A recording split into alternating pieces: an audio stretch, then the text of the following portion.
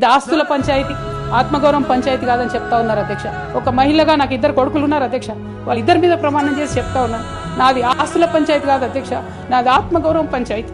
నేను గత 8 సంవత్సరాలుగా ఇండిపెండెంట్ గా ఒక వ్యక్తిగా సంస్థ నడుపుతూ చేస్తున్నటువంటి ప్రయత్నాలని అడ్డుకట్ట వేయడానికి మొదటి రోజు నుంచే ప్రయత్నం జరిగింది అధ్యక్ష.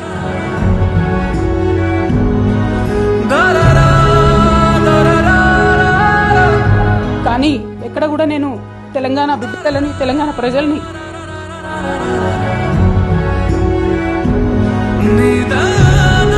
వాళ్ళను డిసప్పాయింట్ చేయదు కాబట్టి నవ్వుతూ పనిచేస్తూ వెళ్ళిపోయిన అధ్యక్ష.